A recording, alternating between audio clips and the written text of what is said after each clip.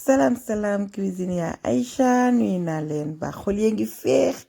àll bokk nañ ci dem tey riz cantonné express laa leen indil pour ñu defar nag suñu riz cantonné express nañu soxla champignon nañu soxla suñu sel de poulet pour blanc de poulet bi parce que il faut mu am blanc de poulet nañu soxla paprika en poudre poivre nañu soxla oignon 2 oignons nañu soxla safran dinañu soxla huile d'olive tuuti rek dinañu soxla aussi saucisse waaw saucisse bi dinañ ko soxla ci biir togg bi soxla nag paprika mais moitié vert jaune rouge moitié dinañu soxla aussi petit pois maïs carotte dinañu soxla 3 œufs bi bouillon la bi ni kaani laa ci def tuuti rek voilà loolu la ñuy soxla mais kenn du wax riz cantonné express tey gisago leen ceeb baa ngi nii waaw basmatique bi nag di cee gën ceeb bu dijj la te gudd na te moom lañ koy faral di ko defaree voilà dama 500 grammes rek laay defar 500 grammes de riz waaw ndox mi bax na ma sotti sama ceeb nii su baxee tuuti rek damay dindi ndox mi segg sànni teg fële waaw wacc ceeb bi mu ñor mu xaay bu mu ñor nag du ñor day xaay léegi su ko defee nag ñu ñëw nag ci togg bi 3 œufs yi sel donc laa ci def tuuti xorom daal di teg sama pool sànni ci tuuti huile d'olive waaw daal di ñëw nag def sama omelette bi xorom kese lay am tuuti rek voilà def ko ba pare jël ko nga tege ko ne à côté ñu teg ko nii ci palaat bi waaw ñu ko tegee ci palaat bi nag dañ koy fejat ñëw fejat ko daggat yu ndaw omelette bi léegi nag ñu daal jël nag suñu blanc de poulet def ci nañ ci def tuuti poobar curcuma paprika poudre kaani benn petit bouillon tuuti rek voilà ñu daal di mélange ko du am diwlin nag ñu koy mélange ba nga xam ni doo ko tëj nag bala muy tooy gis nga suñu ceeb bi fu mu toll nii pare na dañ koy tëj teg ko nii mais ñoragul dafa xaay ceeb bi ñoragul dafay xaay voilà c'est pas bien cuit kay teg nee xaar ko mu ñor gis nga blanc de poulet bi ñu defoon pare na ñu jël ko ñu teg ko ci côté fu ñu teg omelette bi gis nga omelette bi ni ma ko daggatee noonu teg ko nii à côté ñu jël nag suñu saucisse lañuy jël moom it sote ko ci pool bi saucisse bi danga koy sote ci pool bi ba mu doore tuuti voilà ngeen ko nii jël ko saaf ko tuuti mu doore du soxlawul diwlin aussi parce que lekk bi moom macha allah lekk bu sain la ba nga xam ni bariwul cholestérol que dafa bari vitamine aussi parce que riz cantonné macha allah neex na léegi ñu jël nag saucisse bi teg ne ñu jël nag suñu pool bu mag def ci tuuti huile d'olive daal di jël suñu carotte bi dañ ko daggat en cube carotte bi la ñuy jël nag jël suñu temps saaf ko tuuti voilà carotte bi la ñuy jël saaf ko tuuti mu saaf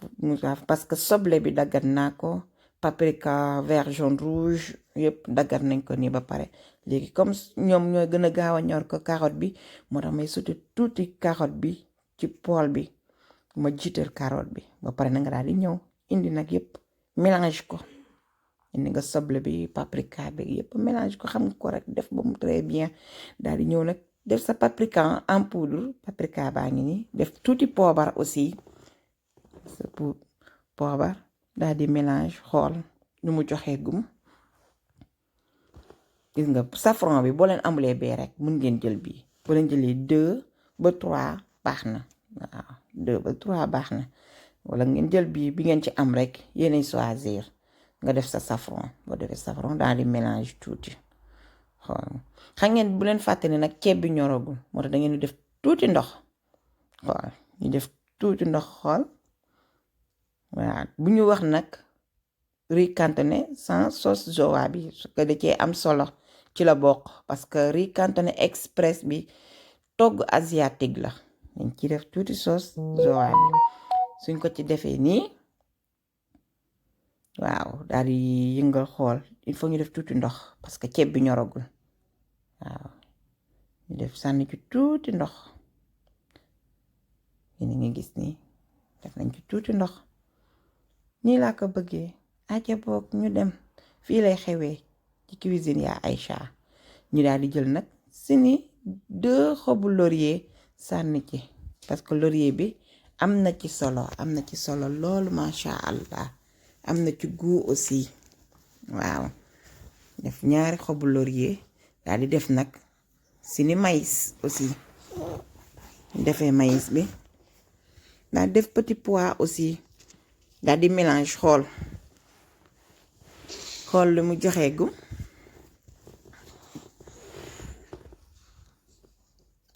waaw ñu mélanger bu baax xool macha allah lekk